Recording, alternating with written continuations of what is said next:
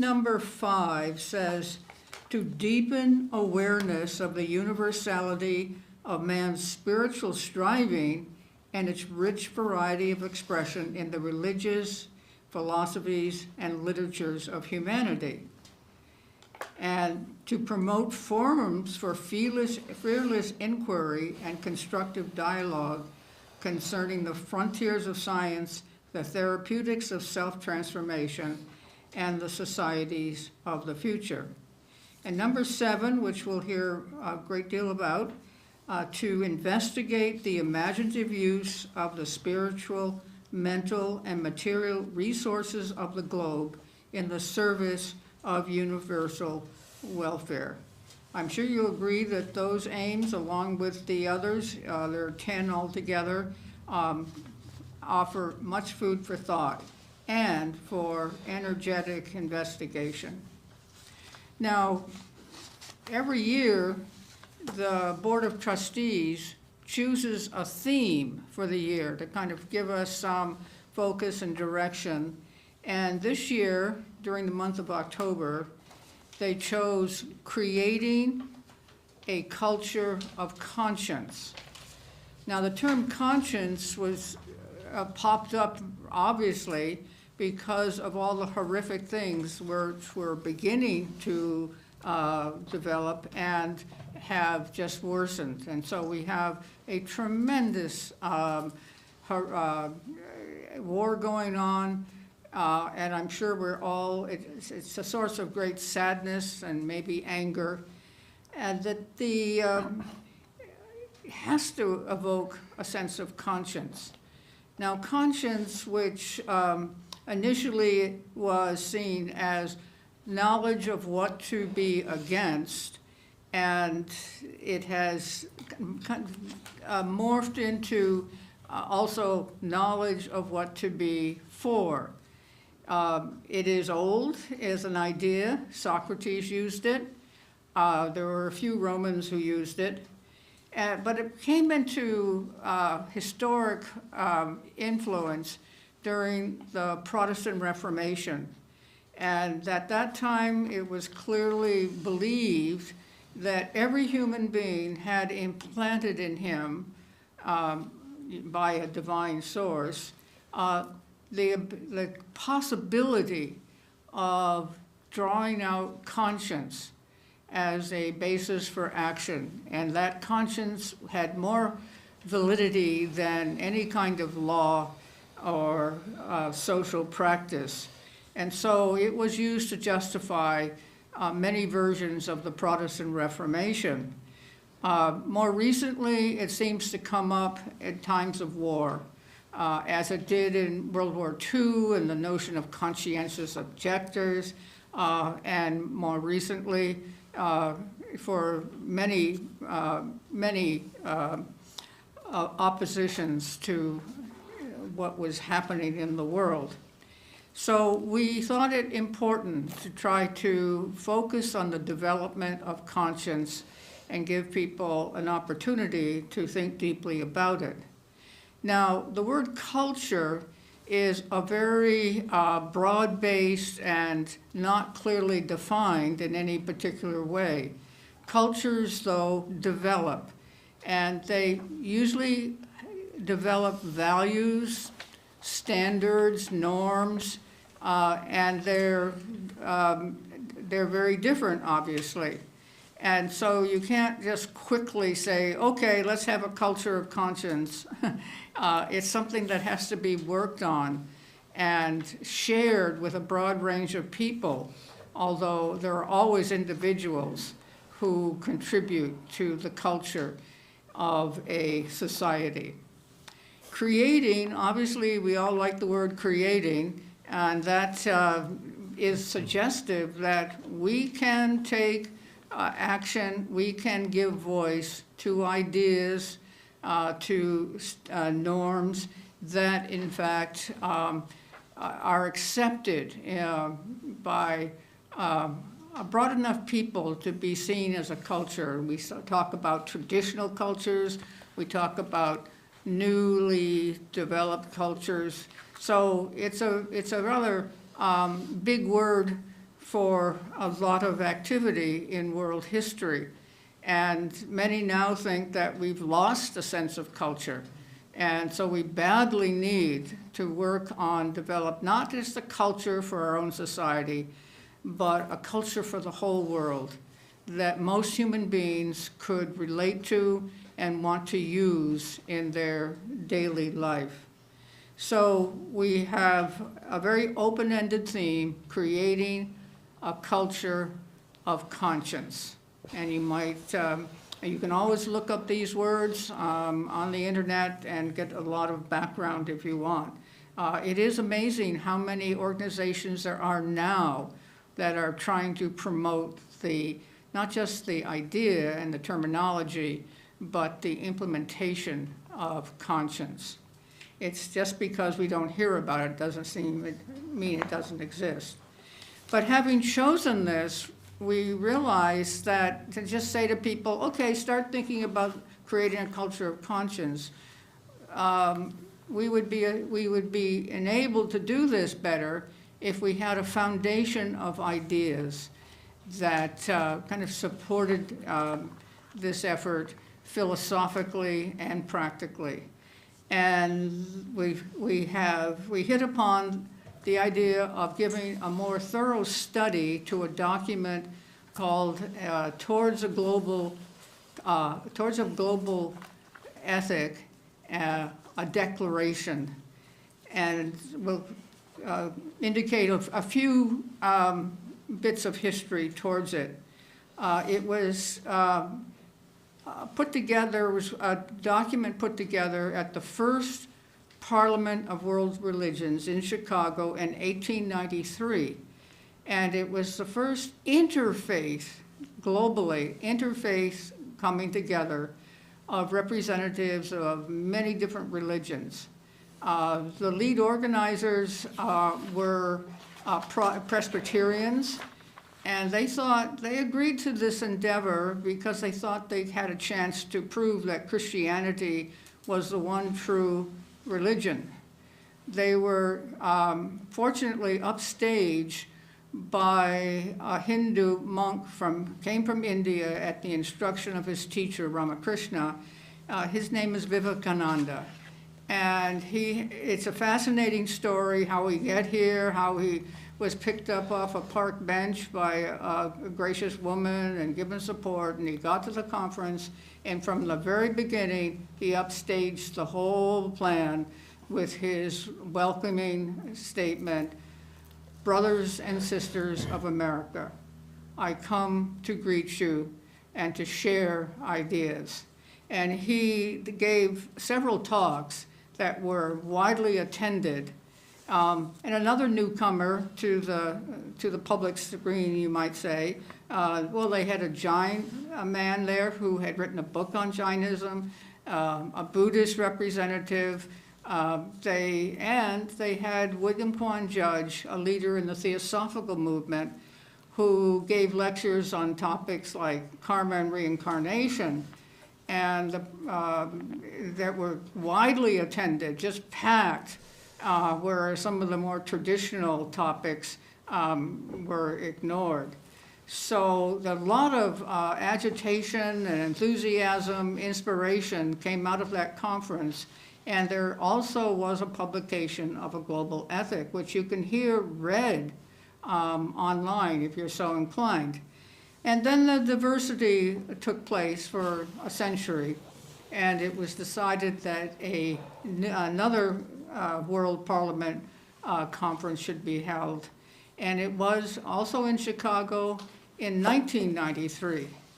And in a few decades before that, a German philosopher who was very tuned in to new ways of doing things like meditation, his name was Hans Kuhn, and he had written a draft of a global ethic document, and he shared it with more and more people, and that became a characteristic of this document and many others. Complete transparency, at least among those thought to be interested. And they came to a final agreement submitted it to the leaders of the 1993 conference, and they approved it. And then it was, attendees were invited to sign it, and 200 representatives of different religious or affiliations signed the document, and others came later, and you can still sign it yourself if you'd like to. So that's where you got a much more public linkage between this document called the Global Ethic and the World Parliament of Religions. And this, it included what were called directives. It had a lot of commentary, which we'll speak to in a minute, but they also attached what they called directives, which might be seen as kind of guidelines, pathways to putting into action these ideas. And so that we're going to in the today and next, on their next forum on the 27th, we're going to have some focus and discussion on these 5 directives: a commitment to a culture of nonviolence and respect for life, a commitment to a culture of solidarity and a just economic order, which will be our focus today, a commitment to a culture of tolerance and a life of truthfulness. And number 1 and number 3 will be the focus of our meeting on January 27th. And then later in the spring, we'll look at Directive 4, commitment to a culture of equal rights and partnership between men and women, and Directive 5, commitment to a culture of sustainability and care for the earth. So we really think that reading the document and also tuning into the discussion of these 5 directives would be a very inspiring and useful activity. Now, what about the document, which it's online, you've been given some access points, slightly different names are all, but the document is there. And what are its characteristics? Well, first of all, it is bold and uses very intense language. That's the first thing that in the document. The world is in agony. There are depths of pain because peace eludes us, the planet's being destroyed, neighbors live in fear, men and women are estranged, children die. And the more you read this, the more you're thinking that this was just written and published in the last month or so.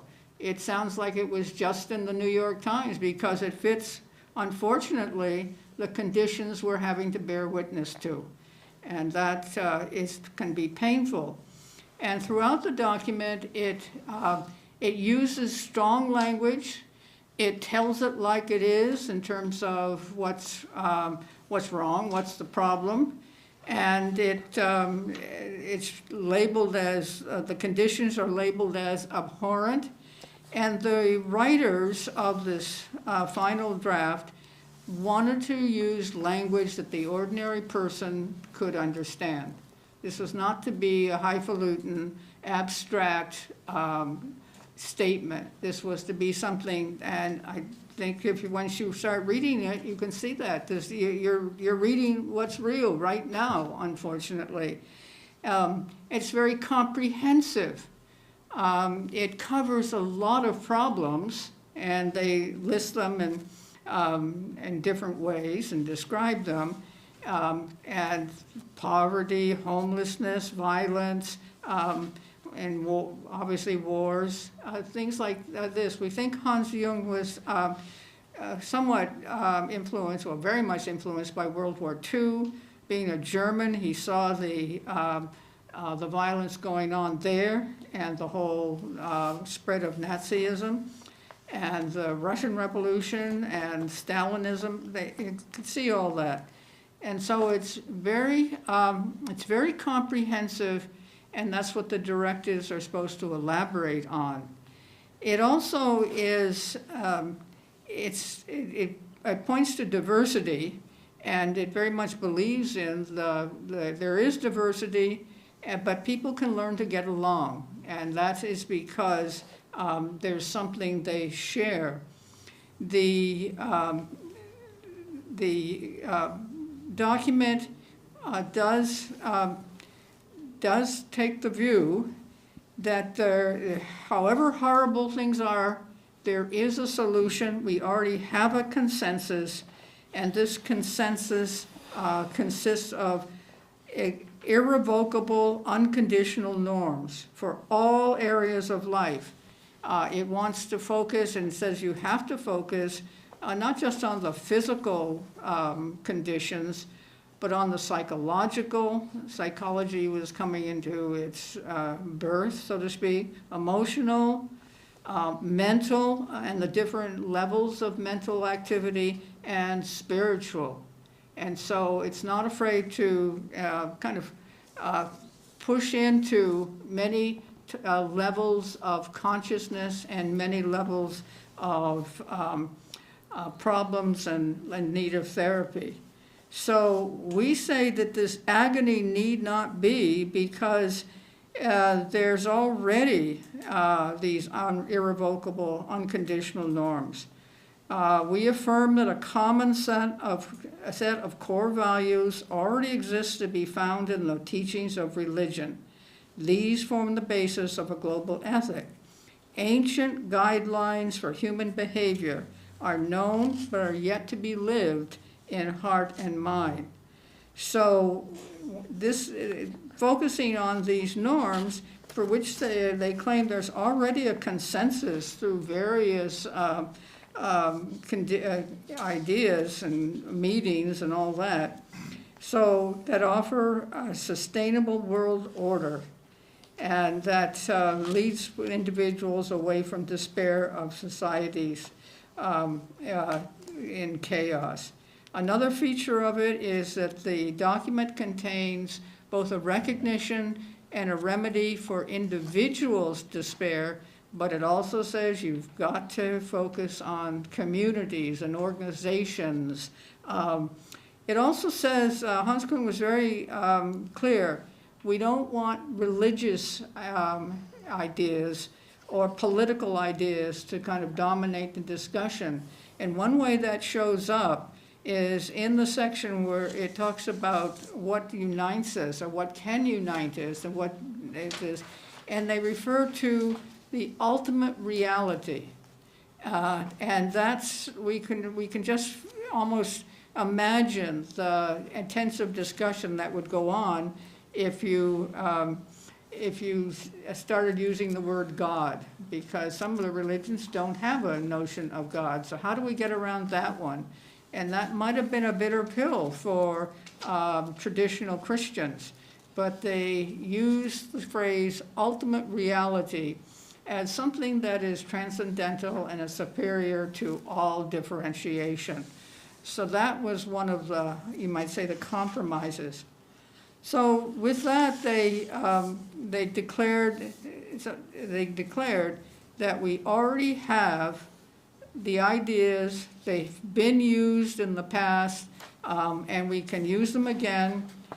We can recognize interdependence and the well-being of the whole, individual responsibility, and there's two ideas, though, that they emphasize. One is the golden rule, both in its negative and positive form.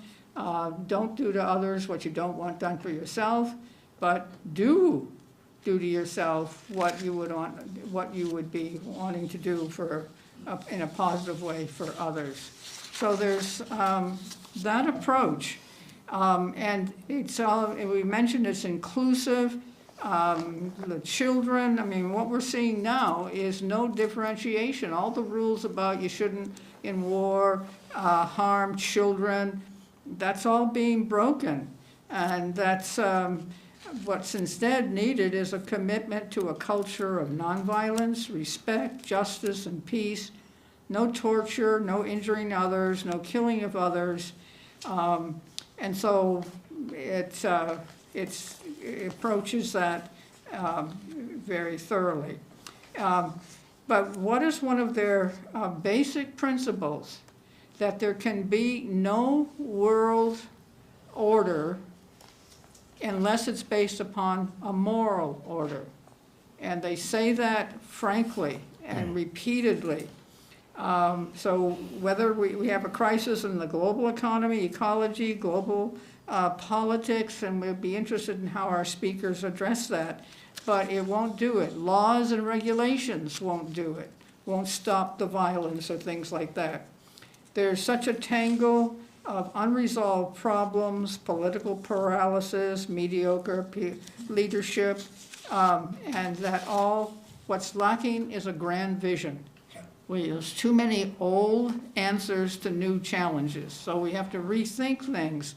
And so and one of the awful things it mentions, rather frankly, is that actual leaders and members of religions have incited aggression, fanaticism, hate, and xenophobia, inspire and legitimize violent and bloody conflicts.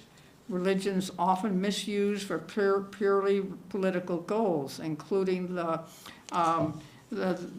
wars, so it fills you with disgust. But what only can bring a better individual and global order is a moral foundation. So as we pursue creating a culture of conscience, we need to keep that in mind. But this has existed before. There is some limited agreement. It praises the Universal Declaration of Human Rights that was passed by the UN in 1948, but it's not enough. You have to go deeper. So what does that mean? Well, that humanity is entering a new phase of its history, where responsibility for all, welfare of all humanity is absolutely necessary. Now it does right away own up to the fact that the leaders of this movement and of this document are religious, in some way have a religious perspective, but it thinks that all human beings can embrace, endorse, try to practice these directives without, and they don't have to be a member of a religion or declare a belief in any particular religious ideas.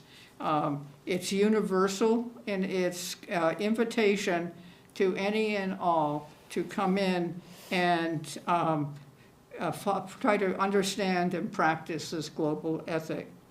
And you can use prayer or meditation in word or silence, but you mustn't consider yourselves better than others. Trust that the ancient wisdom of our religions to point the way to the future. And so that's where some people might be turned off to say, well, you're kind of still getting religion into it, but you can't be afraid of the fact that you really need a moral foundation to bring about a change in the culture and the loyalties and the use of technology.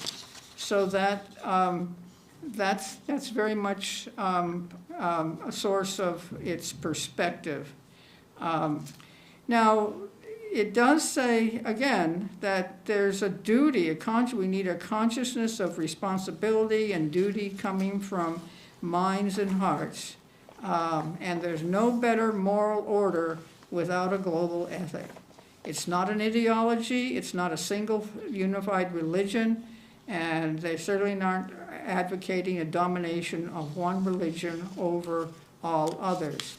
Now, the other very important, we mentioned the golden rule, but the other fundamental inclusion that they said has to be in this, our understanding of a global ethic, that every human being must be treated humanely.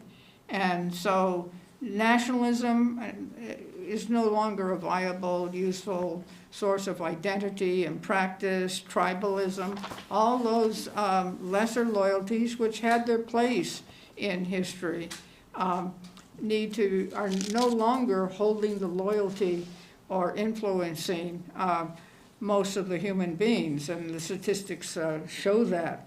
How many, the drops in attendance at churches, how many people aren't attending any kind of church or affirming any kind of religion.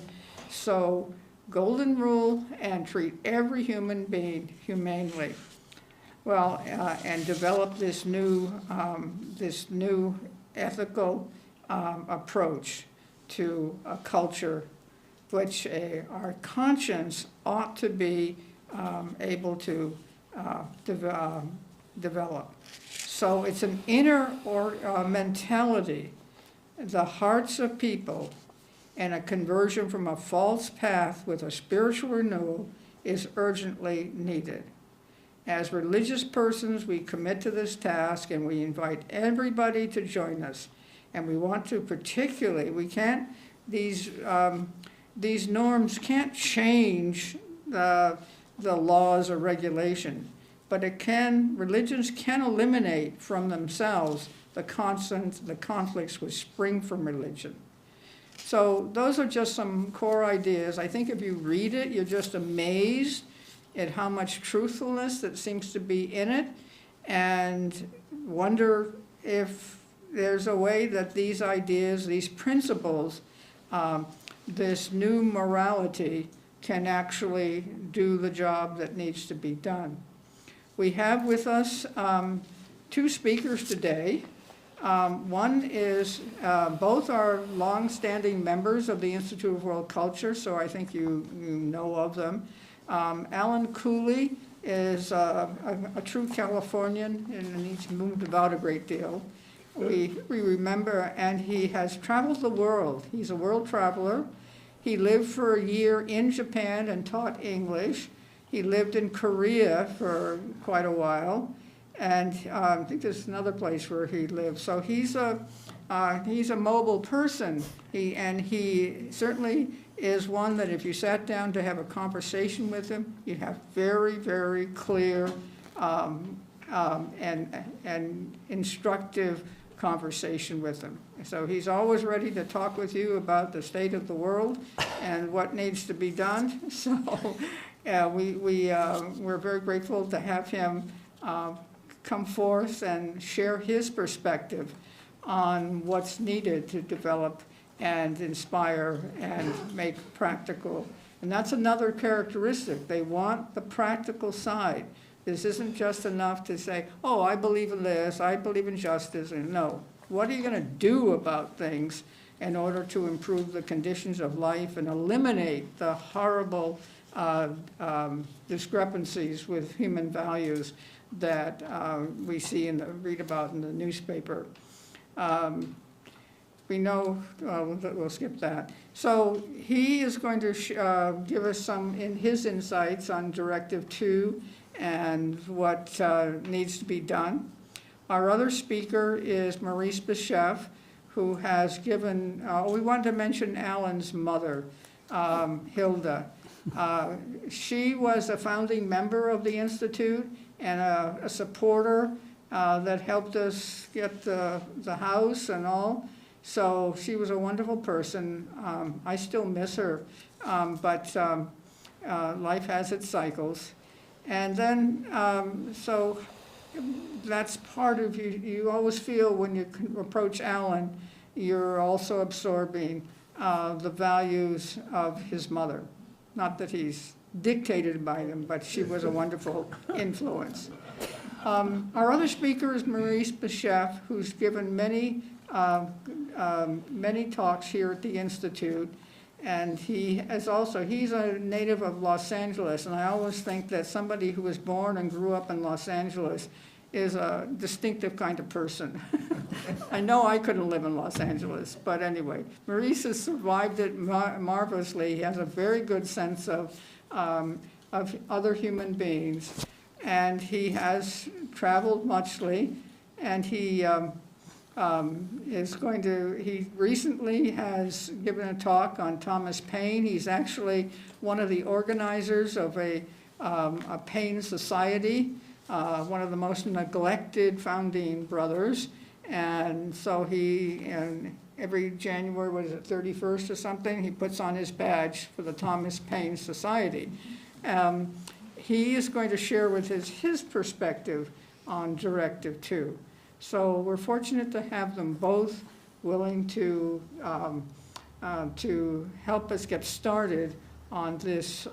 Really, it's a year-long effort. And again, if you didn't have time to read the document, if you need me to email you a copy of the document, that's very much easy to do. So we hope that you will join in this endeavor and then give some thought to it and be back on the 27th. And whenever else we have that, I will leave that there for you. So that's what we can begin to study. So. Well, thank you very much, Carolyn. I do claim a distinctive competence, which is driving the 405 freeway in Los Angeles, which other people can attest to.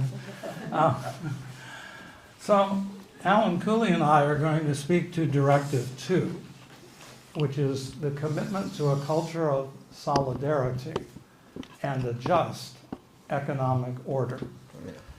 And the document itself talks about very practical things, about identifying contributing factors to widespread hunger, deficiency, and need around the world. What are the problems, and how can we move toward the solutions? And as part of the document, they do say that ancient religious and ethical traditions of humankind can give us a path, can give us a direction. But it has to hit our heart, not just our mind, in order to move us. And so Carolyn had mentioned the Golden Rule, which is in all the universal religions, as one example of how we can think of a just economic order and a culture of solidarity in terms of a human family. And with this in mind, we have two students here, and Allan Cooley will be the first to kind of give a commentary on the notion of a commitment to a culture of solidarity and a just economic order. Allan? Thank you. All of us have been blessed to live in an era when standards of morality, enforced by a vigorous legal system, have maintained a relatively civilized environment. It's easy to take this for granted. How did this happen? Did civilization just fall into our lap? How did we move beyond ritual, animal, and human sacrifice? Why did the popular exhibits of brutal violence of the Roman Colosseum end instead of becoming the norm? These were very popular endeavors.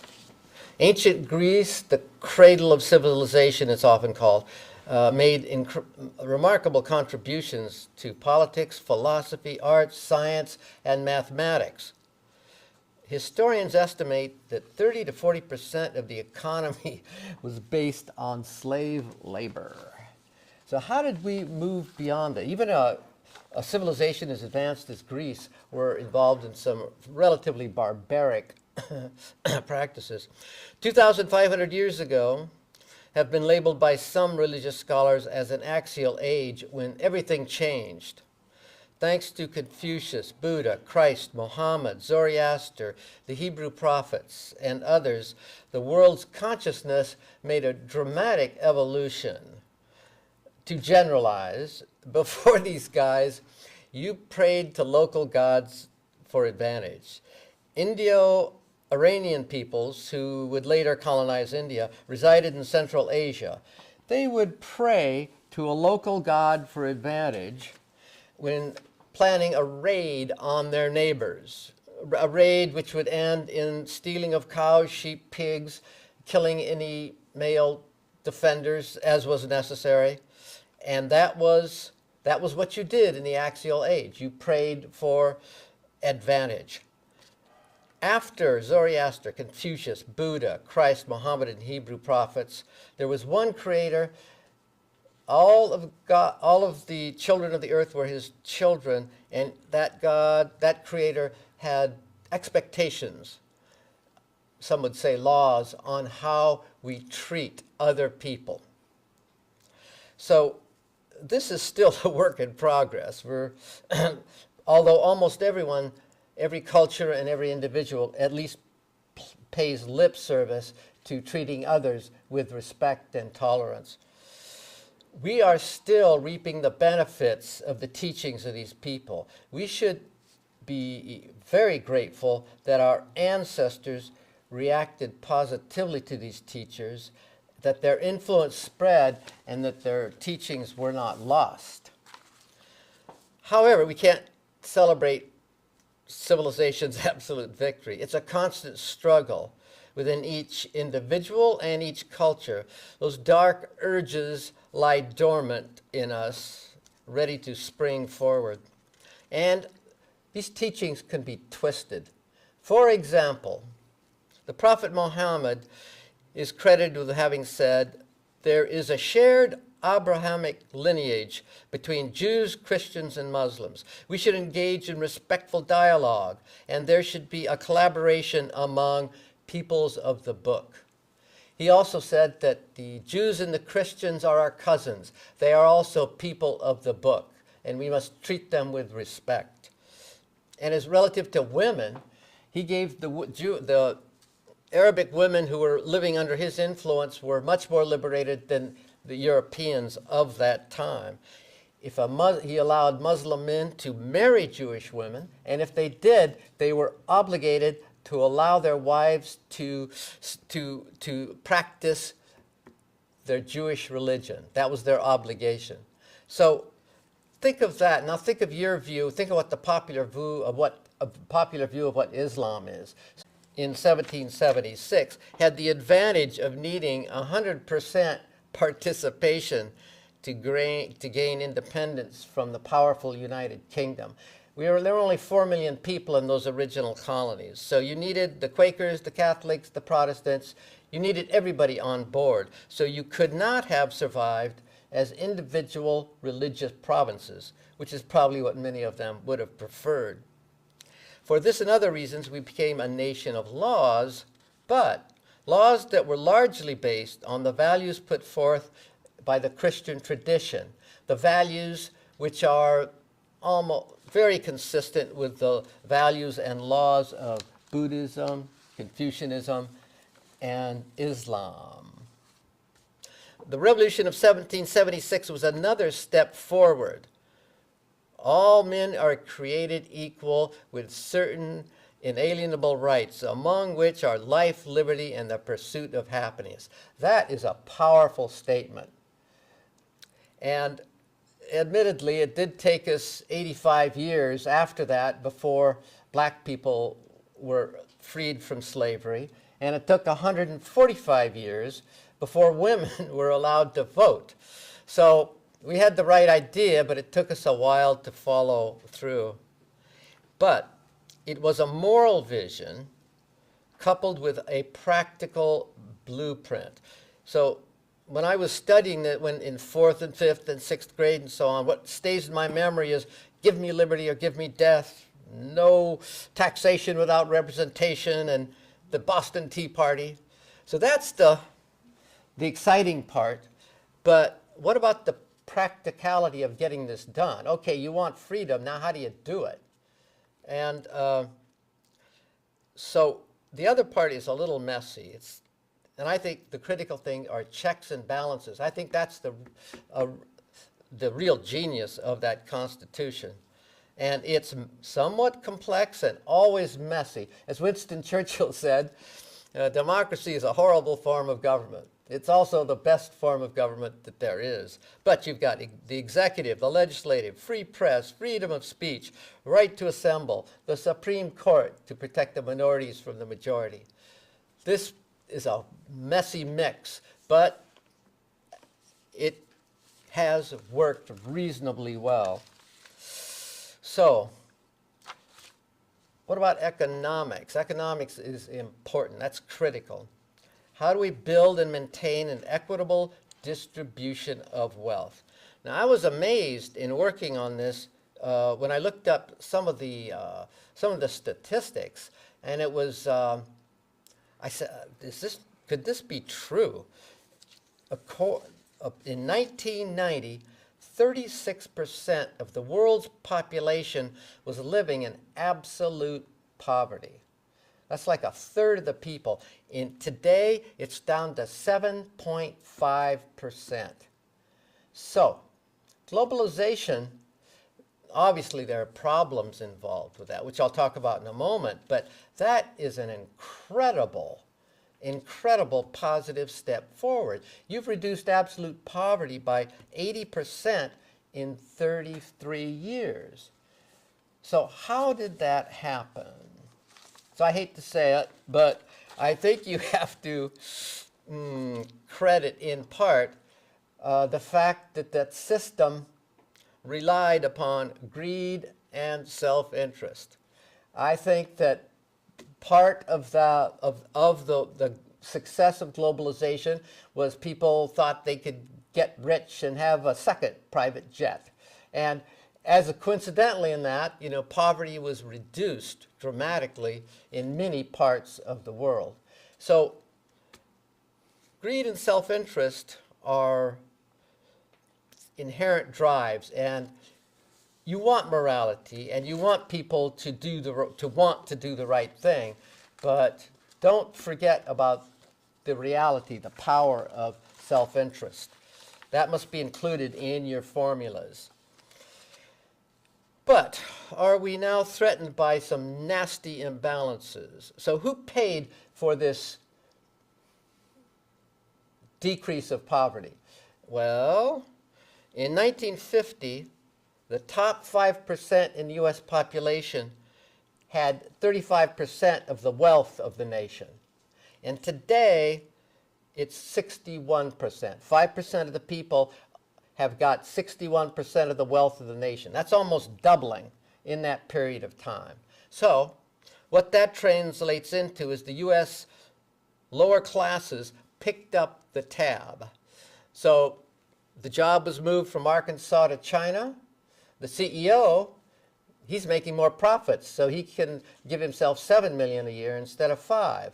And the people in Arkansas and the people of Little Rock, that community, well, sorry. So that's basically what's happened and what has continued to happen. So at the same time, you have had a unpleasant combination. As the top 5% grabs more, they're structuring the environment to maintain their hold of power by U.S. elections are dependent on money, and with the Citizens United decision, the Supreme Court has legalized bribery. Who controls corporations? The top 5%. So they now, not only can they use their own wealth to influence, but they can use the wealth of the corporations that they control to influence politics. And money is what is required to win elections. It takes a lot of money to be a politician in the United States. So that's a nasty imbalance that has developed, and it really needs to be corrected. So the middle classes, or not just the middle class, the lower classes in the United States, actually the bottom 90% has paid the price for a reduction of poverty in the other parts of the world, while the top 5% have profited. That's not cricket. Another thing that has taken a hit is the environment. So this amazes me. The amount of CO2 being emitted in the world has, since 1990, in the last 33 years, the amount of CO2 emitted has increased by 60%. Now that's a lot. And that could turn into a really nasty problem. So just to, some environmentalists, they talk about some examples of what could happen. We hit that tipping point, and things really start to change quickly, and it gets to the point where you can't reverse it. So the example they give is Syria. So people should know about this. 2007, 2010, 3 years of drought in Syria. The rural farmers and rural communities are just devastated. And so hundreds of thousands of them migrate to the city. It disrupts the labor, it disrupts the economy. The whole country's poor because they can't grow as much of their own food. And now you start to have civil unrest. You've got lots of people competing for not that many jobs. And so that was the beginning of their civil war. And that civil war isn't over. I didn't realize it. It hasn't made headlines. But what they say is there's still regions which are under control of different groups. Now, let's think about the numbers. The population of Syria today is 21 million. That's not that many. 6.8 million people migrated out of Syria in that time. Like a third of the country has departed. Now, what was the impact of that? They didn't depart because things were great. That was rough on those people, for many of those people. So what has happened? Many of those migrants went to Europe. 1 million of them, Merkel was relatively liberal. She allowed 1 million of those people to come into Germany. What's happening in Germany today? Right-wing populists are gaining popularity. And this is happening. There are migrants also from Africa are going into Europe. So, the Netherlands, they had an election recently, and a right-wing populist got the majority of votes. So I think of Netherlands as being a liberal, progressive place, and I was amazed to hear that. The right wing in the following countries, Italy, Sweden, Finland, France, Spain, has all making dramatic increases. And in Spain, it's the Vax Party, which I never heard of, and they said that they've made meteoric increases in their popularity. Now, it's not just, and Poland also and migration is the biggest single problem, but if there are other factors, many of them cultural, like LGBTQ issues have a lot of people upset, and probably abortion is probably part of that mix too. But migration is the single biggest problem. In sub-Saharan Africa, you've got millions. They have the highest birth rate in the world. They've got many of them are living right on the edge. If global warming hits sub-Saharan Africa, there's going to be a real mess. You've got migration problems now. If that increases, if you get a global warming situation, that is going to be a real mess. So, human beings influence everything dramatically. There's 8 billion of us, and with the technology that we have today, we influence every molecule on this planet. And things are changing faster than they ever have before. 1850, you got a horse and a steel plow, and you're plowing your field. 2,000 years before, okay, it's a wooden plow, but you're behind a couple oxen. So there's been some changes, but now compare that to electricity, electric light, telephone, radio, TV, cars, airplanes, AI, and that's in the last 150 years. And that's going to increase with AI and the web and so on, so that rate of change can happen much more quickly. Now, what that means is that human beings have got to be, you're not going to have time. You're going to have to jump on top of these things instantly. You're going to have to get proactive. You can't wait for the problem to develop. You have to get ahead of the curve because things are going to happen quickly. So, Bard says all we have to do is 4 things we have to do. Now, we have to reduce consumption. All right, is everybody ready to be poorer? We have to conserve energy. Okay, we can deal with thicker windows. How about transportation? How many of us are ready to walk, bicycle, and take the city bus instead of hopping in the car? And are you ready to eat less meat, less dairy, and reduce waste? So these are things that Bard says we need to do. So Macron tried to introduce a carbon tax in France. The people weren't having it. They were up and demonstrating, and he had to retract that. So he made a mistake.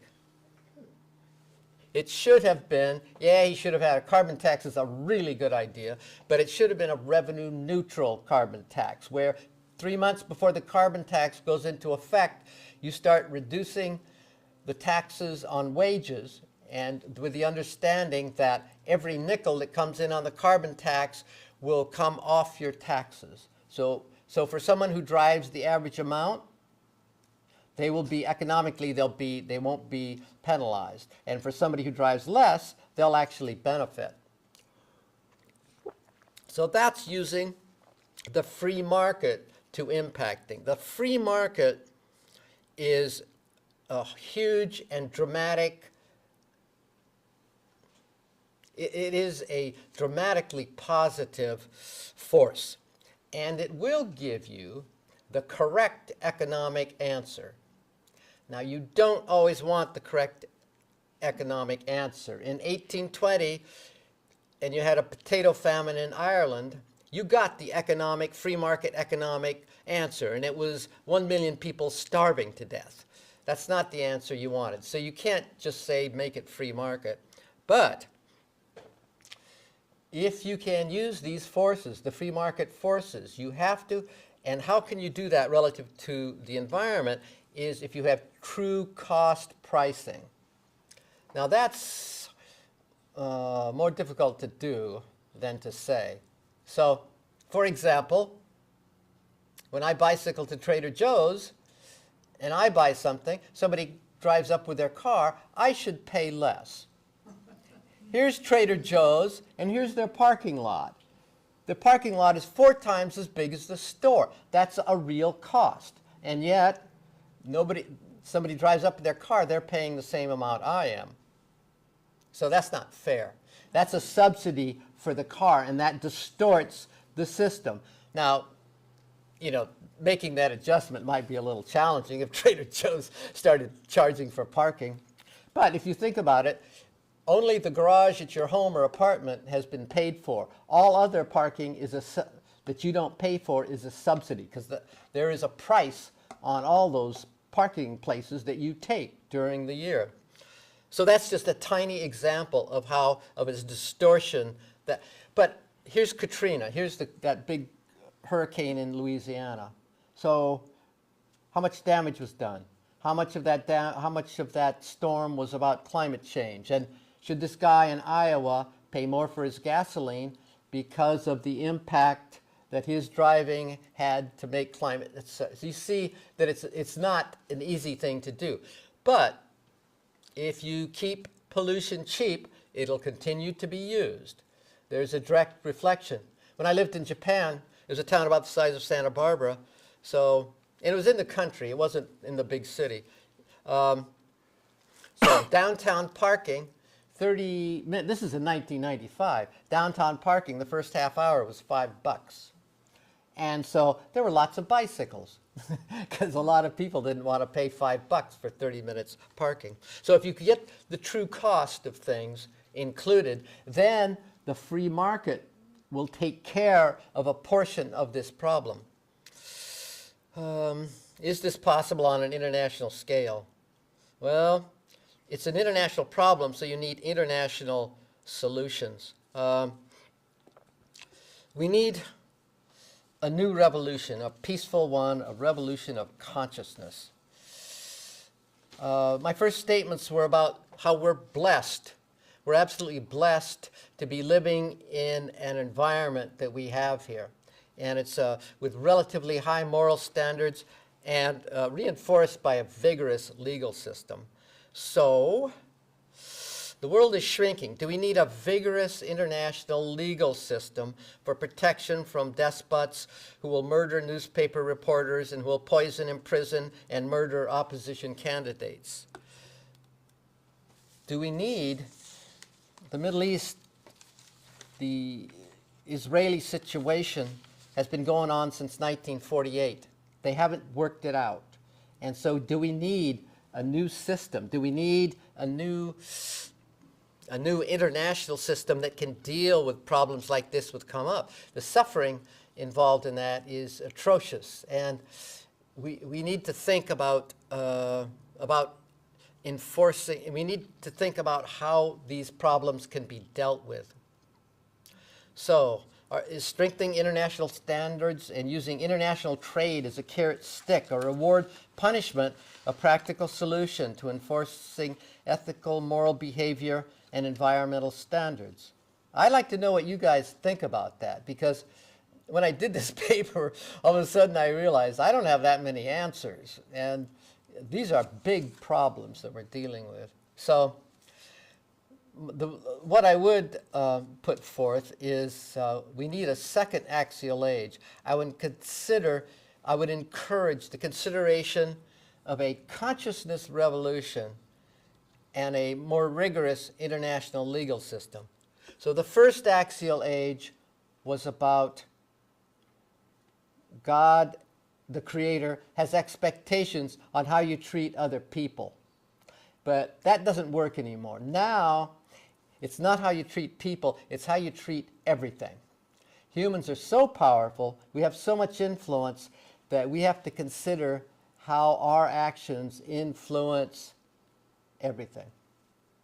Thank you. How much do we have to pitch in to get some heat? In Want this some more room? heat? It's freezing. Thank you. You're asking for more heat? What? Are you asking for more heat in the room? Yes. Is there any heat?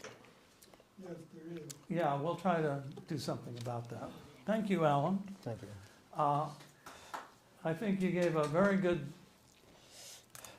wide-ranging, comprehensive talk in the tone and spirit of the Parliament of World Religions and their document, because they want very strong practical commitments in that way.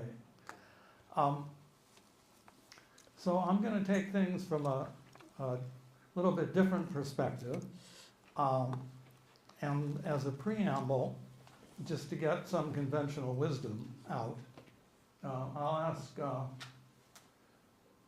someone to, oh, okay, we got it on the screen. So this is a book written by Kate Raworth on the donut economy. And she's Oxford trained, but she appreciates that there are real limitations to the way we think of economics as simply unlimited growth. And while we can appreciate the precision of supply and demand and the precision of incentives and taxes to nudge people in the right direction of behavior,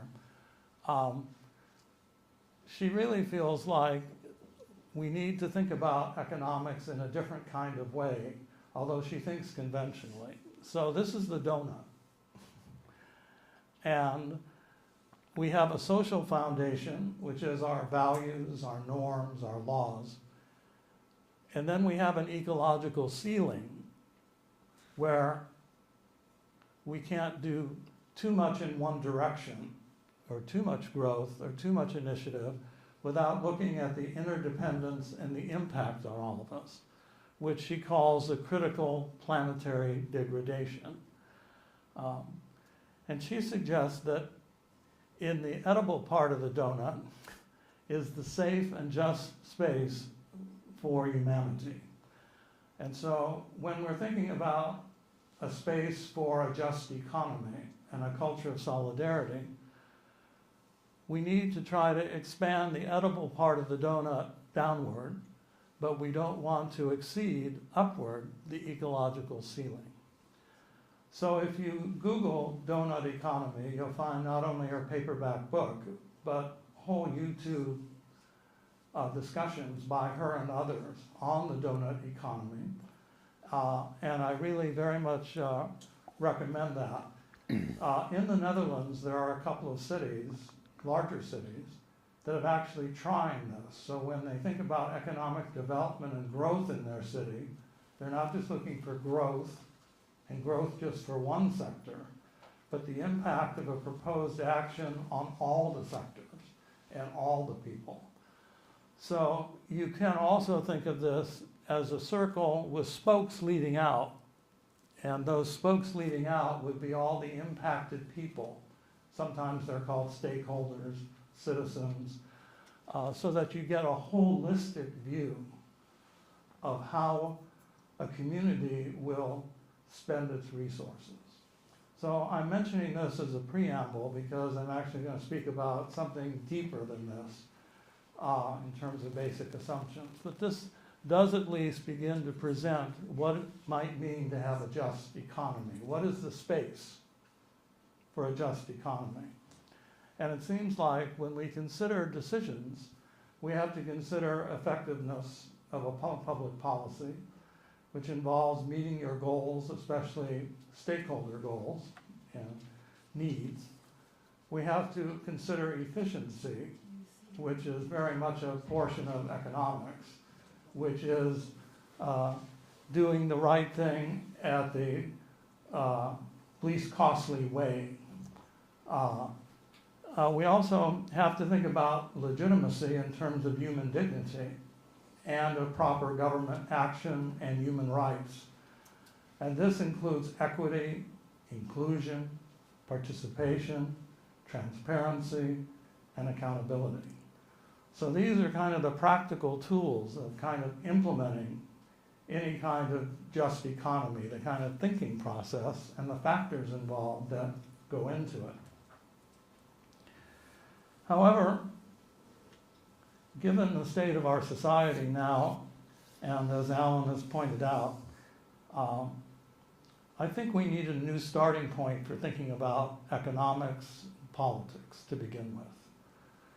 And aim number 7 of the Institute of World Culture gives us, in my opinion, and this student's opinion, one approach, not the best approach or the only approach, but one approach to investigate the imaginative use of the spiritual, mental, and material resources of the globe in the service of universal welfare.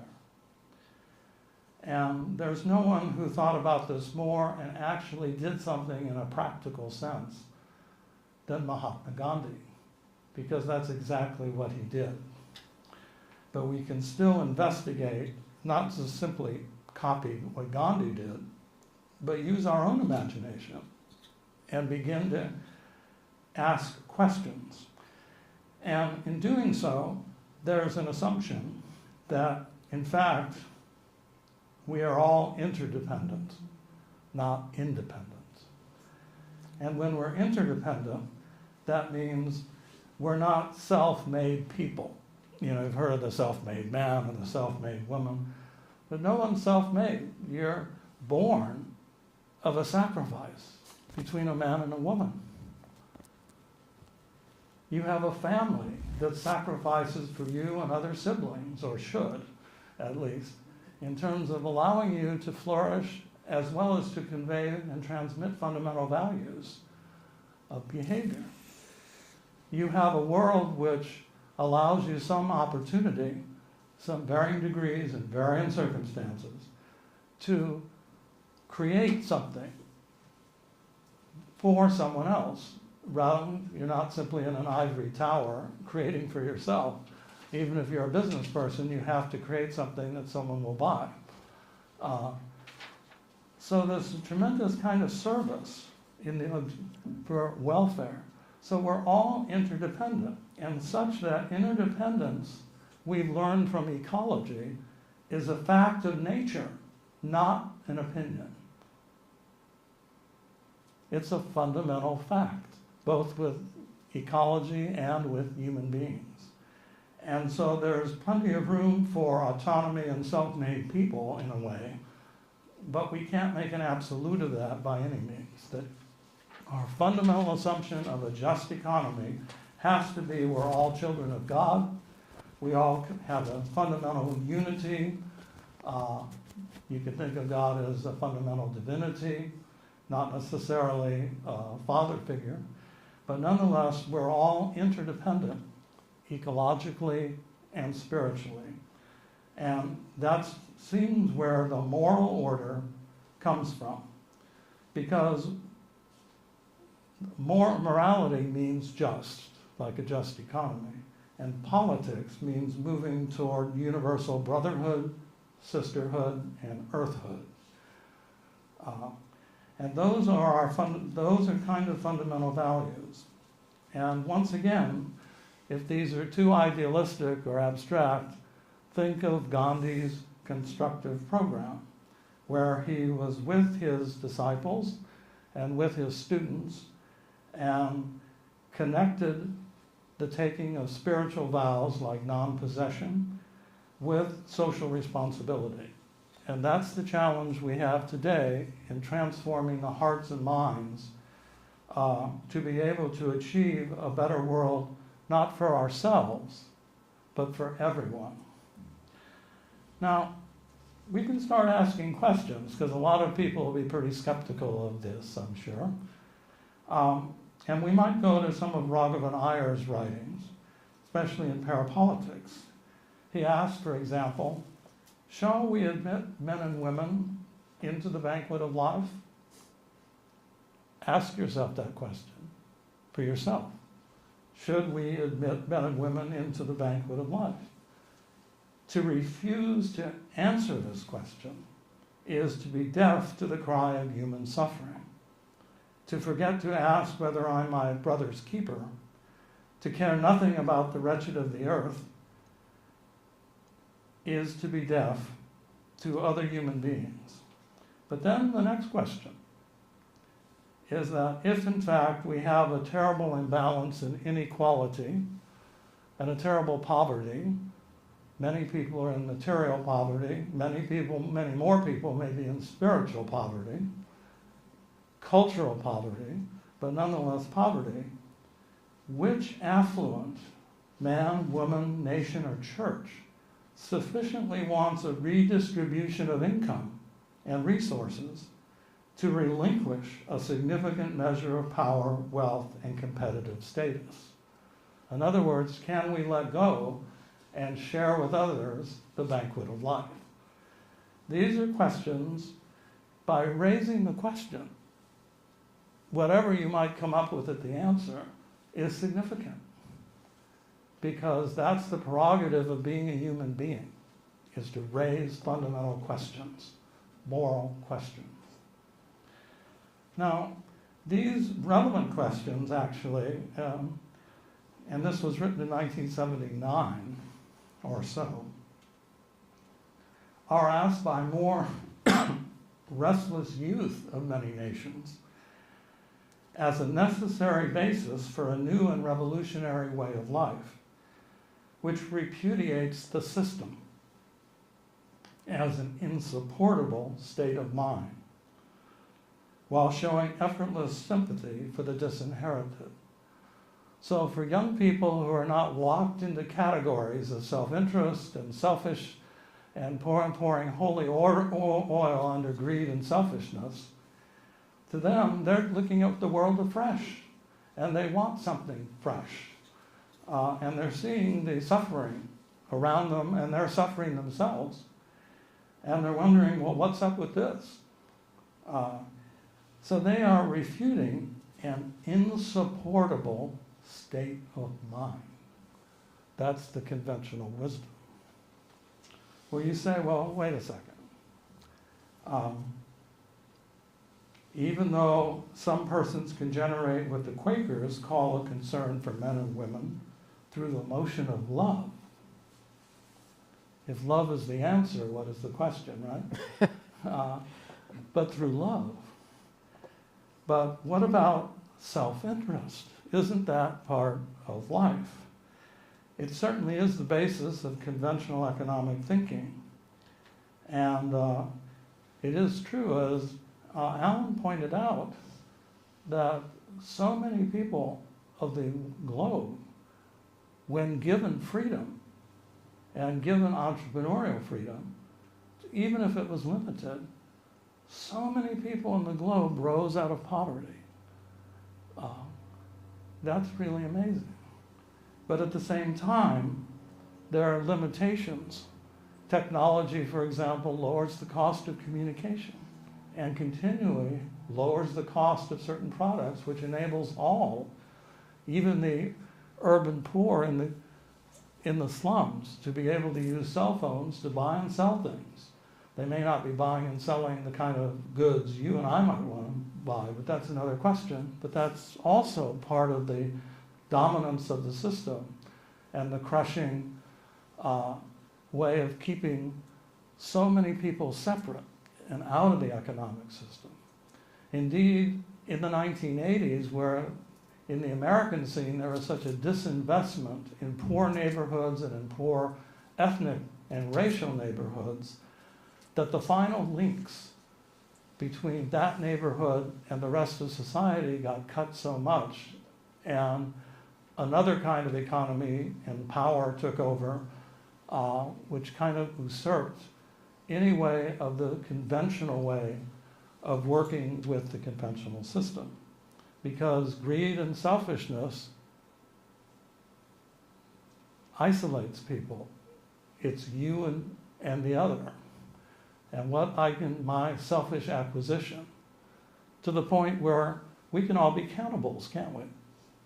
Eventually we can all eat each other, and we'll come up with a good rationalization for doing it. And it'll continue because it breeds on itself. Selfishness breeds on itself. So how do we deal with self-interest? Well, again, quoting from Parapolitics, individual happiness, like meaningfulness, is a notion that involves self-definition. It is not the sum of units of happiness that can be translated into specific goods. So in other words, we have to get away from a mechanistic way of understanding economics and understanding markets. It's not a mechanism. It's socially embedded with people's values and with people's mutual relationships. And while the language of self-interest does lend itself to precision under certain conditions, it really breaks down under other conditions, because if you're dealing with your self-interest, how many people really know themselves? So then, if you don't know yourself, your deeper self, the better angels of yourself, the deepest contentment and compassion in yourself, but you're using borrowed opinions from other people, images, more superficial opinions, then how can we really claim that we're really acting in our self-interest, or that we even know it? Or at least we can, at best, we can have some humility and say, I'm not sure I know my self-interest. But the interesting thing, again, is that by posing self-interest, eventually you have to ask a question. Questions lurk again, right? That's the essence of human beings, is to ask questions. So one finally has to ask, who am I? What do I really want? What is my self-interest, but what do I really want? What are my motives? And how do my motives color my will and exertion of will? And of course, behind will stands desire. So we might have mixed motives, at least for a while, but if we're in fact looking at self-interest, eventually most people have to ask a self-reverential question about who am I and what do I really desire, and whether competitive status among my colleagues is really something that is going to give me more than temporary satisfaction. So in the notion of self, we have a selfish self, but we also have an extended self, an expansive self, which would include the selves of others. And so we also know through empirical evidence, even with babies, that it's not just self-preservation, but it's also self-affirmation and compassion and empathy. For even babies are compassionate. Even animals are compassionate. And so that's also part of our nature, but compassion leads to altruism. What is altruism? To think of other people first, which means a sacrifice. the same sacrifice that brought us into the world, the same sacrifice of nature that gives us food in the cycle. And so that's where we need to start then, with an extended conception of ourself that's continually expanding to include others. And great sages, and not saints, but great sages, really attempt to become the self of all, to include everyone, to become the self of all. And that takes many lives and much training and meditation. But that's such an inner motivation, because that's our true self, not a borrowed self from the outside, or excessive borrowed desires, or sensual activities from the outside. So where does that leave us? Well, here are 3 ethical principles for a just economy then. First, basic needs for everyone met. 100% solution, as Buckminster Fuller said. Gandhi said, when all people are fed, clothed, and sheltered, we can think of other pursuits.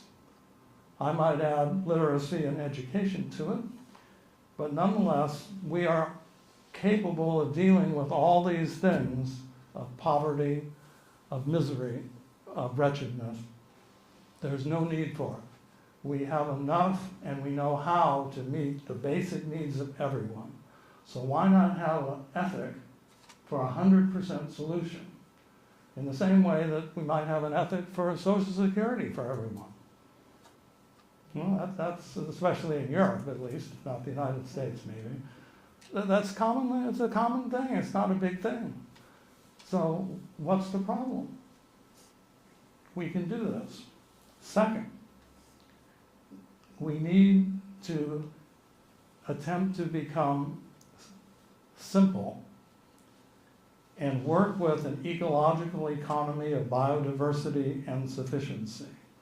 We need to be able to strive for elegant simplicity.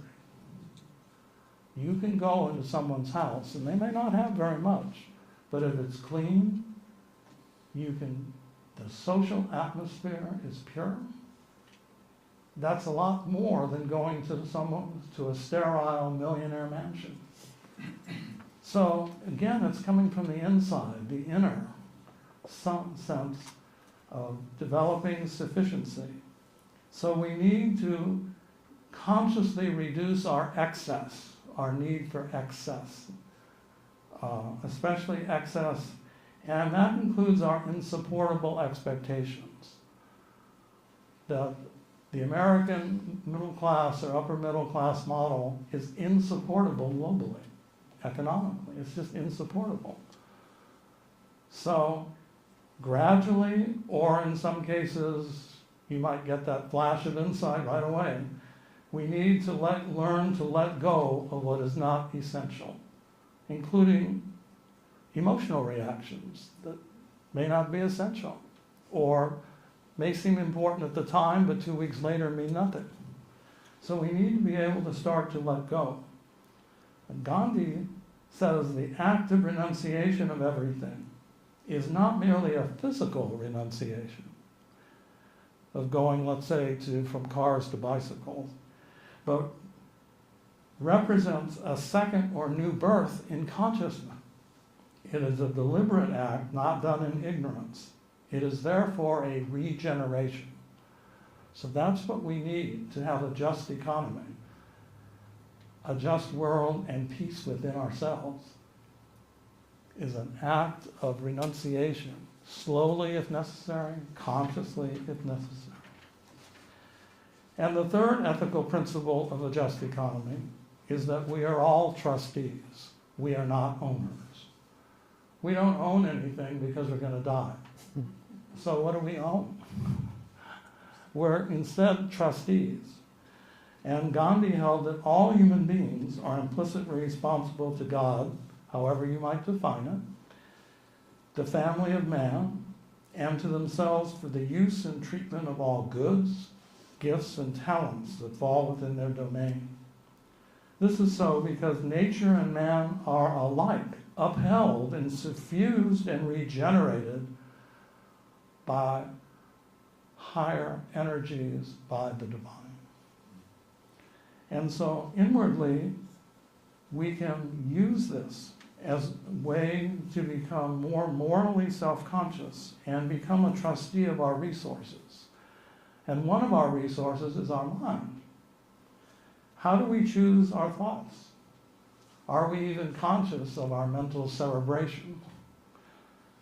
How is it that we can use our thoughts as living messengers without even acting, but to use our thoughts as living messengers to send out an atmosphere to uplift others? And one can do that without, in any circumstances.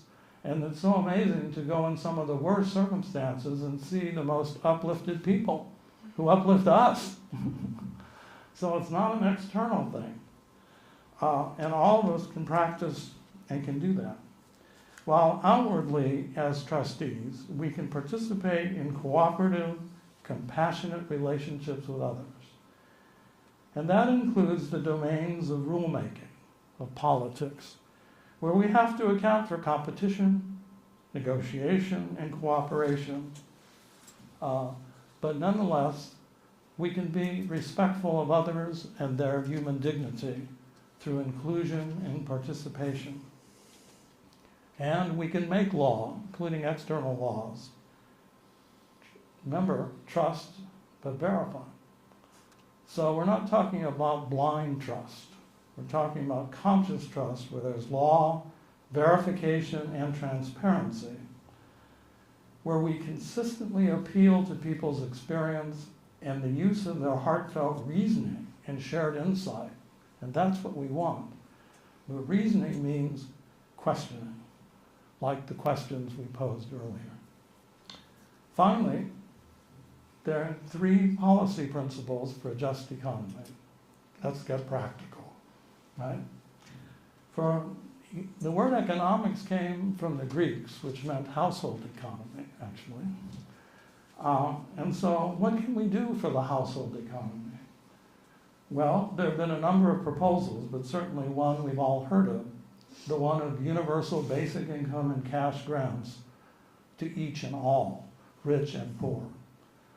Why do we justify that? Well, there are a number of practical considerations. One, not only does it help people on the margins of economics pay the rent for the month, but it also allows people in the gig economy, those displaced by automation, and it provides a sense of culture of solidarity for the country, that we're all in this together and we're all going to provide this minimal basis of human dignity and human choice, because no one's going to tell people how to use the money. It's not welfare. And in fact, what is it? It in fact is a ability that since we are all interdependent, and some people have used that interdependence through self-made means and this, that, or the other, but not completely. Everyone owes a rent to everyone else because we've used the resources of the community and the resources of nature to gain material goods, cultural goods, spiritual goods, and we have to pay that back. That rent goes to everyone. And so we have a minimal basic income level for each person in society, a culture of solidarity. First proposed, of course, by Thomas Paine, but much more recently, given his birthday coming up, Martin Luther King Jr., who also proposed that. So that's a practical way of dealing with a just economy, especially for households, because households can work with other households and combine money. They have complete choice as to how they're going to use it. And so out of this can come a whole new blossoming of different kinds of mutual relationships, co-housing, communes, collectives, all sorts of non-market, non-corporate, at least, non-profit organizations, arts organizations. So it allows the fuller expression and freedom of human beings. In addition, policy principle number 2 would be a self-reliant network of village republics. As Gandhi once again mentioned, that we can have a range of biodiverse ecological and food systems using a variety of networks within villages. Let's call a village 8 to 15,000 people, maybe it's a little smaller, 4 to 10,000, but rather than get too technical about it, you have face-to-face with the principle of voluntarism. You also have full employment. There's no problem with full employment. There's plenty of service, selfless service, to be provided for in a village, and whatever mutual reciprocity one might have with goods and services combined with the guaranteed annual income. So each village then can determine, and they can be very diverse, and they can work with both the limitations and the productivity and generativity of nature in their food systems, working with contours of nature, watersheds, pure soil, nutritious food, and they can also have their own cultural organizations. So when we talk about leisure time, it may not be a second McMansion on the lake someplace, but it might be a wonderful cultural celebration where people participate, and with education, where people could learn under trees, which is what they're starting to do anyway. All of this is so wonderful for children. And then children are the ones that are going to blossom into a value system of cooperation, of a more communal rather than a separative, selfish self, but a more extended self. And these are, I just returned from India, and I could tell you that these are thriving in different places in India, and I suspect they're even thriving in America, but we don't hear about them in the news media, thank God. Finally, we need requisite participated governance. So first, we need neighborhood budgeting. Each neighborhood should go to the city and to be able to develop and negotiate its own priorities. The east side, the west side, almost any city has the east side, the west side, the central. So why can't they decide some of their own priorities through neighborhood budgeting? And this is not a panacea by any means, but it's not a utopia. It's happening all over the world. It was developed in Brazil. So why not have neighborhood budgeting, other than the fact that city elected officials may not give up their power so easily. But neighborhoods, self-reliant villages can all unite with a lot of power. We can also have multi-ethnic, multi-racial functioning planning organizations where you bring in, at a regional level, if you have the situation of different ethnic groups, different cultures, even that you can bring them all in to jointly govern equally as a way at the regional level. And at the regional level, we can have true community banks that can provide risk and restorative capital, which allow for innovation and change. So yes, there's nothing wrong with markets and banking if they do their job in the service of humanity, in the service of the community. And that's very possible to do. And we have so many nonprofit organizations that can extend opportunity, both nationally and internationally, as they have been, growing over 2 billion right now. So there's so much positive going on below the surface. So a just economy includes this notion of an inclusive, circular partnering and partnership of different people to achieve service to others. And I think there is that possibility. So thank you very much.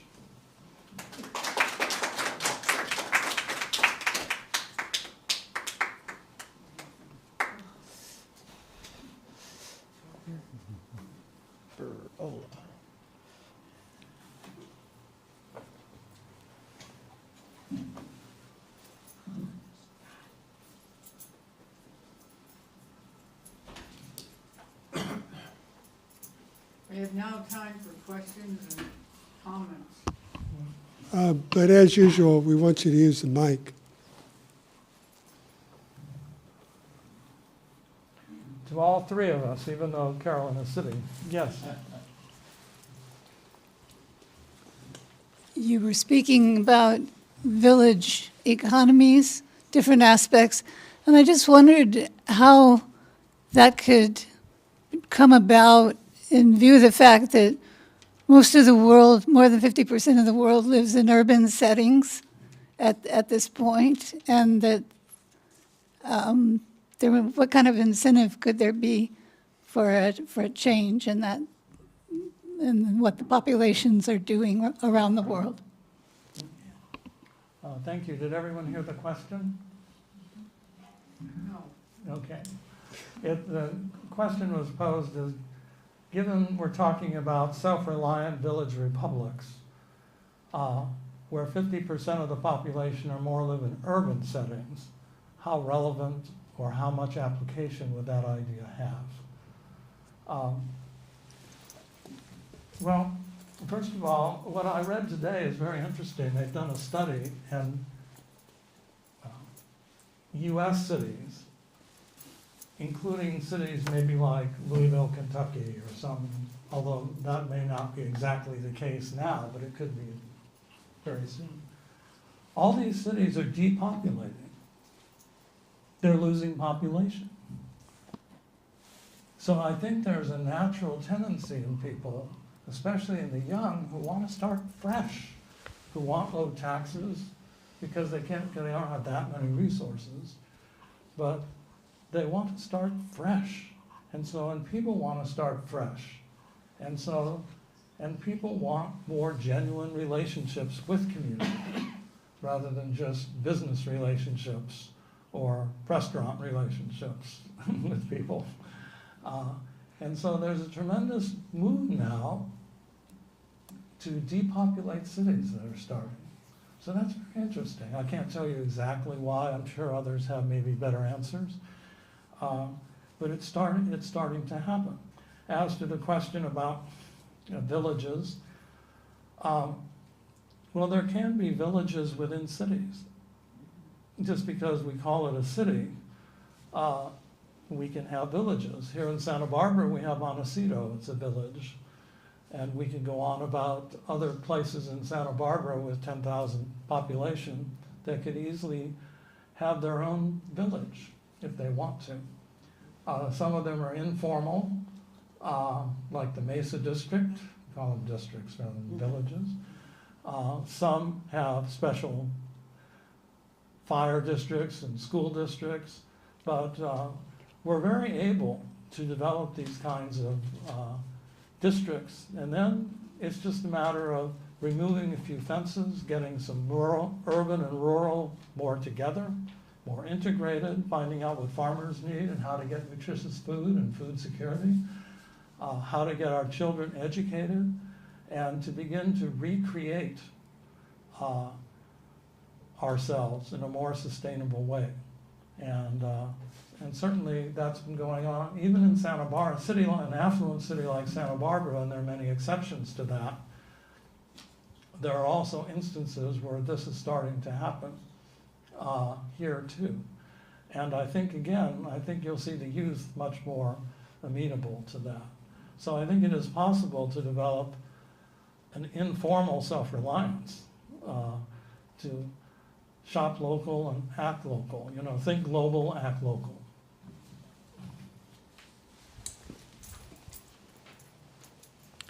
Well, you mentioned the youth wanting to start fresh, but much of the emphasis of what you said in a global ethic is there has to be a moral foundation to get, and that has to have a transformation in human consciousness.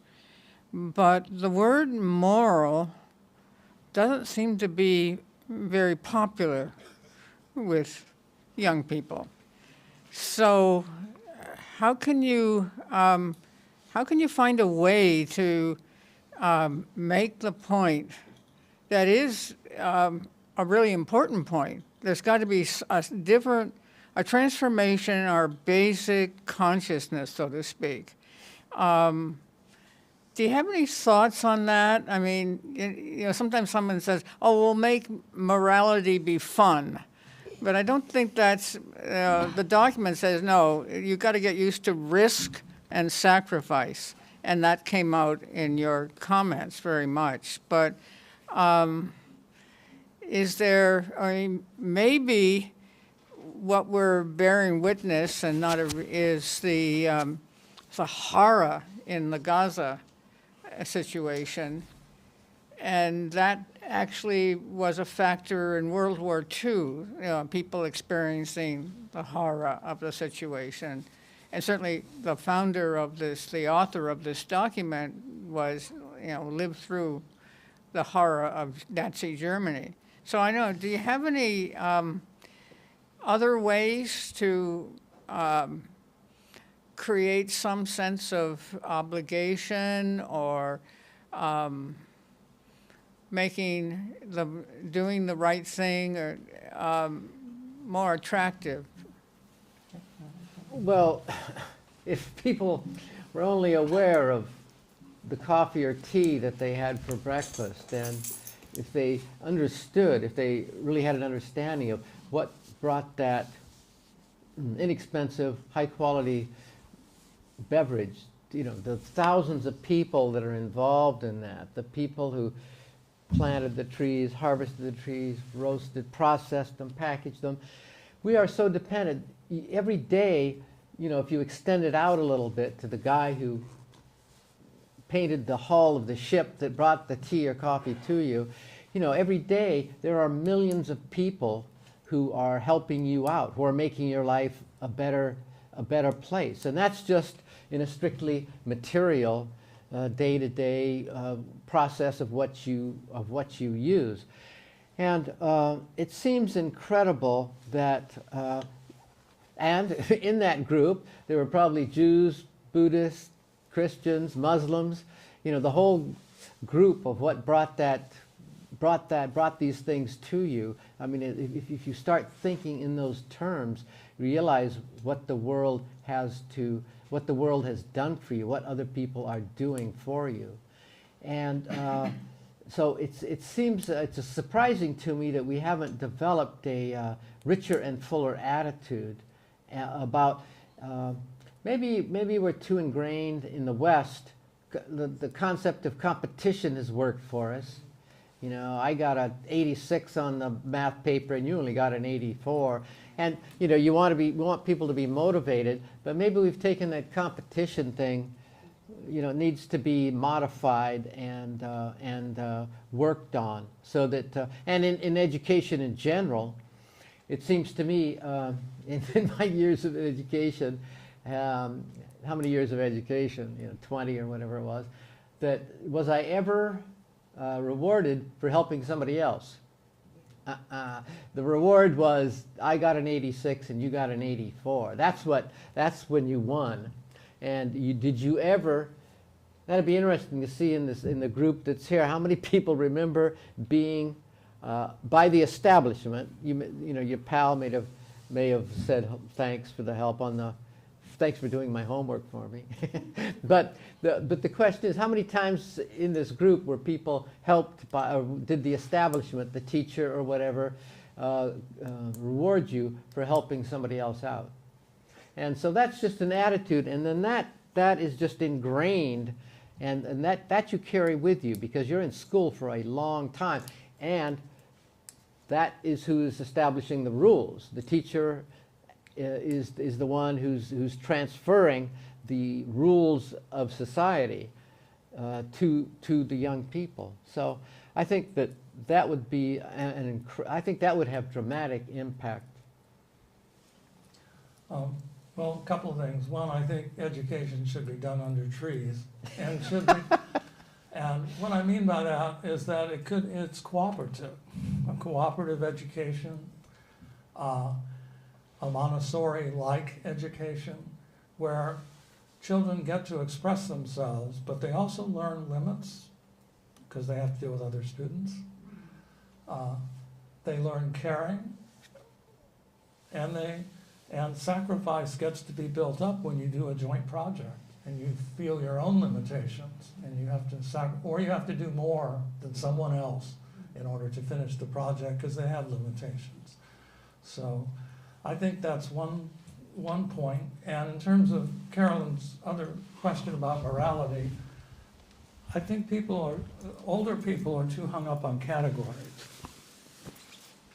A this and a that, and a this and a that. I think younger people go, that might be a deficiency in some ways, and I'm not trying to argue that youth are the savior of everything, but they just have a natural empathy. They just see things without categories, so when they see suffering, they want to just help. And the same thing in collaborative computing. And while there's a lot of very tough competition and nasty competition in computers and information systems, people and organizations, I get that. But I've also found that the people that have tried to help me, they really did try to help. Unfortunately, they don't have a good student here. That's my problem.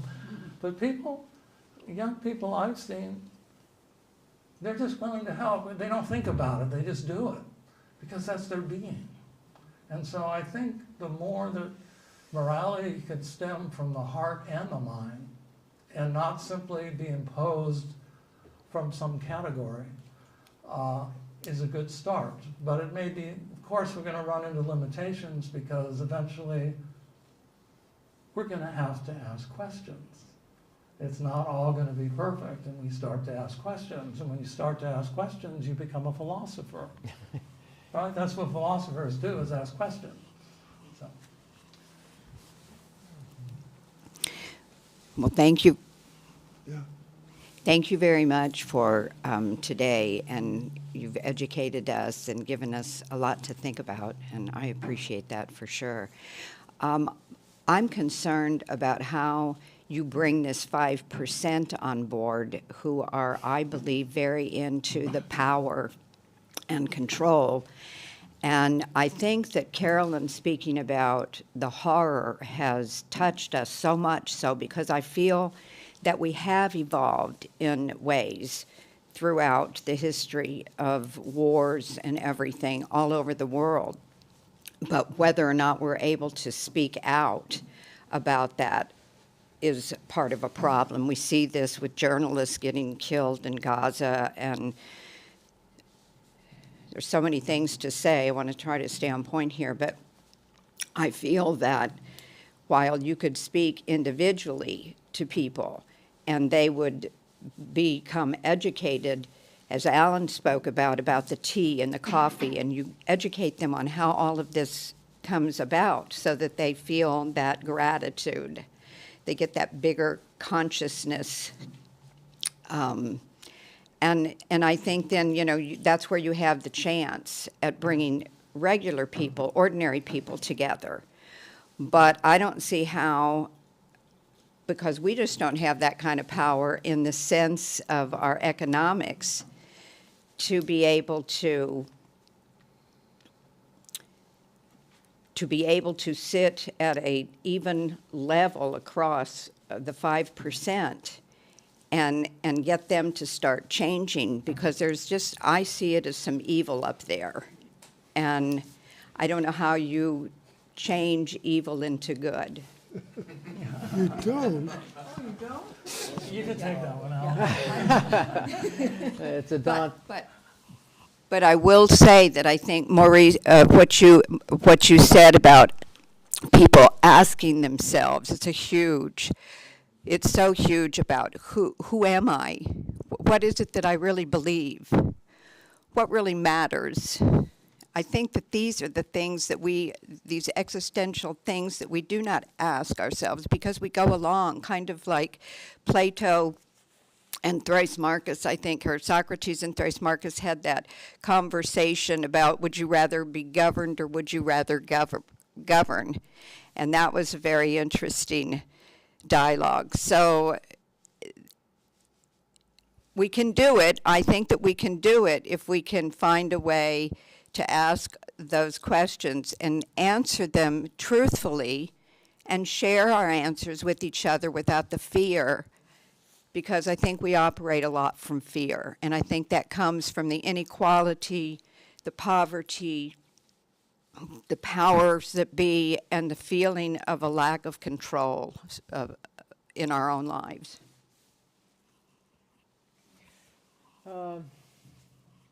So FDR made unions legal so that was the 1930s, and before that you had tremendous abuses, within the labor markets. So, but it took, it took tremendous organization, and a lot of people had to make those sacrifices. You had to organize, and you had to get things done. Now, the American system, think how crazy people who hated slavery, let's say who were there during the Constitution, and they probably wanted to end it right then and there, but it was just not possible. And so they kept pushing. And if you've seen the great movie, and I read the book too, the Amazing Grace, about the struggle to make slavery illegal in Britain, and it just shows you. They had the prime minister and some heavy-duty people in Parliament, and still they couldn't get slavery canceled. There's too much money in it. You see all those great mansions, all those beautiful country estates, and it's And what did it take? You just had to keep pushing, and pushing. Now, and while we have seen progress, that's just something that you have to keep forging ahead. And but it's probably I don't see any spark of wrecking. You hear little murmurs here and there, but I don't see anything that tells me that we have a solution here. And the same thing and that's frustrating. And just like in the Middle East, that's basically that's a 70-year war that started in 1947. And let's not go into details on that. And the tragic thing is I don't hear anything which sounds like building a foundation for a solution to this problem. You just get, do this, do that, but it's just rearranging the chairs on the Titanic. So these are frustrating, but you don't want to be overwhelmed by this. You want to continue to move ahead, because sometimes it takes a long, long time. I would just add two quick comments. Gandhi was told, "How can you take on the British Empire? They're the strongest people in the world." And I'm not suggesting that Gandhi was the sole force in breaking down the British, but he was a tremendous ability to raise people's consciousness, as well as to do significant ways of reinterpreting the sources of strength in Indian culture and spirituality.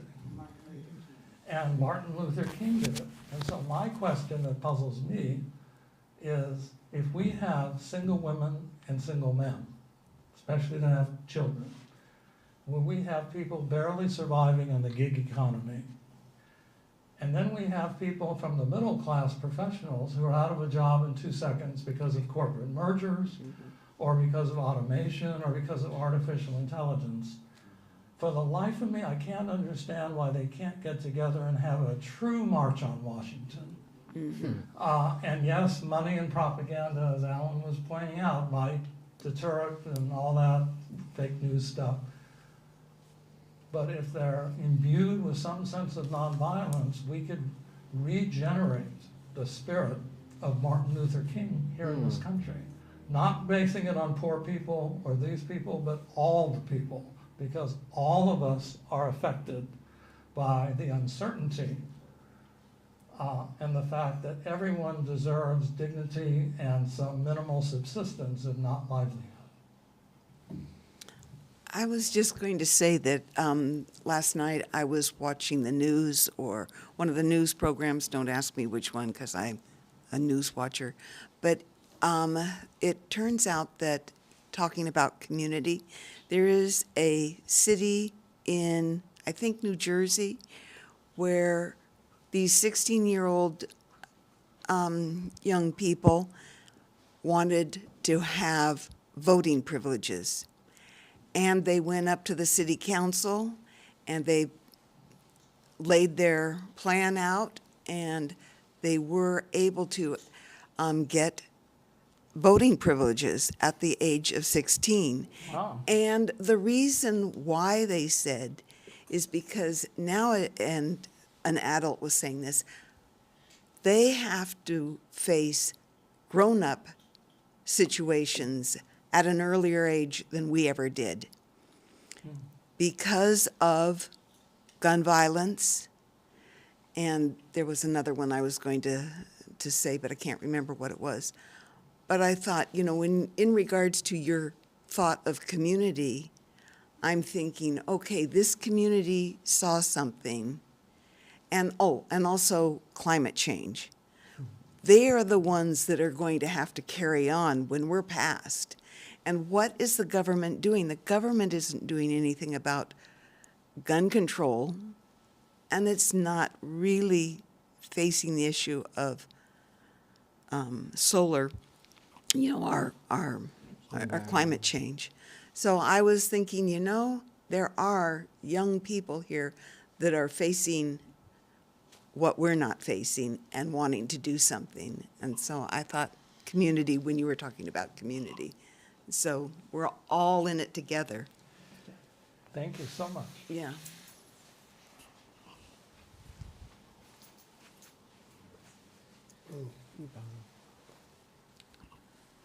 Wow, there is so much to talk about. I would like to, I don't want to have any comment, but I would like to ask a question.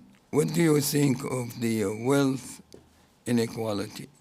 You know, you mentioned that it's 5% of us own 65%, but I really heard that there are even more. 1% owns 80% of the wealth. What can we do about it? Is it a positive thing for the economy? Then if it is, then how do you explain the crashes that we have? I myself do not think that it's viable for our economy, and we should do something about it. So what do you think we should do? Well, I don't think it's good for the economy. What is the United Nations said the 5 countries with the highest quality of life? What's more important than your quality of life? Finland, Denmark, Switzerland, Iceland, Norway. Now, none of those countries have lower tax rates on the wealthy than we do. And it's just, it seems obvious that relative to quality of life, that a higher tax rate would be, as long as the money is used reasonably well,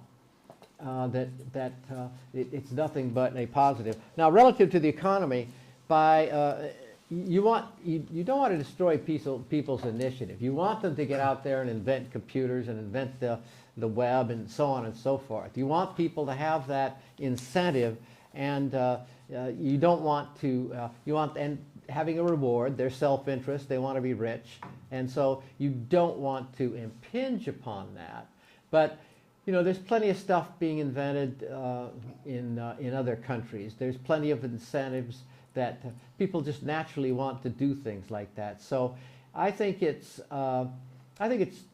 really unfortunate that that we don't have a vision of what we do collectively that's so important. We don't have ideas about public education. We don't understand just how beautiful that can be, what a positive thing that can be. We don't really understand about public hospitals and public libraries and all the things that we can do collectively. There's only so much you can do as an individual for yourself. I mean, if you're a billionaire and you have to, as soon as you walk out of your home, all of a sudden you're around something else. So the health of a community in general There's lots of things that we have to do collectively and that can impact the quality of life on all of us. Enforce our antitrust laws. And in addition to that, separate banking from speculative investment. And speculative investment, if we really understood the idea of rents, and I mentioned that with a justification for guaranteed annual income, but you could also put the same kind of idea of rent on any kind of speculator, which draws and sifts and sucks, like a parasite, the money from productive investment into simply speculating. So the banks get your money at 4%, 1% or whatever it is, and then they go and sell their paper for 8%, and then they sell it for 15% to something like that. And in the end, there's very little production, a little bit of research and development, but little productivity whatsoever. So it becomes a rentier society with fat cats and the 1%. And we can do a lot about that. And I suggest you read, or I suggest people go to the Henry George School in Philadelphia of economics, where they've been working on different taxes to reduce speculation. So you could still have a competitive market without speculation. Thank you all. Now we're going to have Donson Kiplicott give the vote of thanks for the Institute.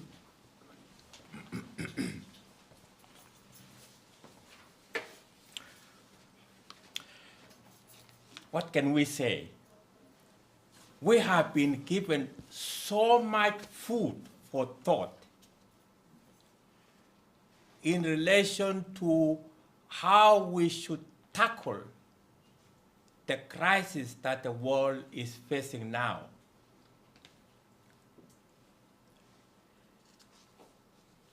We have been given, as was indicated by the three speakers, Carolyn, Dorrance, Maruice, Bisheff, and Allan Cooley, and all of them gave us wonderful vision of what is involved in creating a culture of conscience and the directives of global ethics. And in particular, the two last speakers elaborated on what was given as in terms of a larger vision by the first speaker, where their presentation concentrated on what is involved in creating a culture of solidarity and a just economy. Now, Einstein said, you cannot solve new problems using, or rather you cannot solve new problems using all problems and techniques. It's, something like that. We need a whole new, way of looking at things. And we have been given a vision that, in terms of all the three speakers, that what we need now is a radical view of what it means to be a human being. What is nature? What is our relationship with, what is our relationship to all other human beings, to nature, and whatever you may call God, and the first speaker said, call it ultimate reality. And we were introduced in terms of this in terms of what might be culture, what might be conscience. And we were given a view of culture that is connected with humanity, what it means to be a human being. We were given a view of conscience in terms of not only having a view of not doing what is wrong, but we were given a vision in terms of what is involved in doing that which is right, that which is beautiful, that which is helpful to others. You know, and so this then, and the speakers mentioned this then really involved then revolutionizing our own view of what it means to be a human, which means then that we are all in spiritual beings, moral beings, not just merely physical beings. That is essential. Now, we were also introduced with, given by Allan Cooley, a presentation of the progress that has been made in terms of technology, science. And we have had all these benefits and improvements. But what we have learned is that you can have all these material things, but all these material things do not appeal to our conscience. They do not appeal to our spiritual needs. And so we need then to radicalize our view then that, and in terms of interdependence, that all the possessions that we have, spiritual, moral, physical, we don't own them. None of us own this. We are, so to speak, entrusted. We are trustees. All of us, we have physical bodies. We didn't create it. We owe a lot of gratitude to our parents. We also owe other lineages to our spiritual, morals, and so on. So it means then that all of us are in this world to use all our resources as trustees for the benefits of all. I think that, and that's really a message. We don't own anything. In the end, we come alone and we live alone. You live everything. You can have billions, but in the end, you live. We also learn from the speakers that we need then, in terms of economy and so on, that we need to change our view of what it means to say self-interest. We need a larger view of self. Who am I? That we are actually spiritual, moral beings, not just merely, the physical. Now, if we are spiritual beings and we are interdependent, we are interrelated, and we are connected with all other human beings, and whatever we do affects everybody, not only physically, but emotionally, spiritually, and so on. So the key then becomes responsibility. And also, another idea that comes is that we are not separate. We are interdependent. So greed or wanting to have possession for yourself, in the end, what's the result? You become lonely. Loneliness And even if you look at all the rich people, you find that after they have all this wealth, but they feel lonely. They still want, to be appreciated.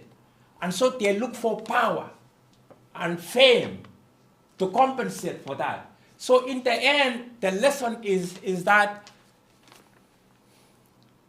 and this is one of the critical directives of the Parliament of Religions that was mentioned, we need then to treat human beings humanely to meet human ends.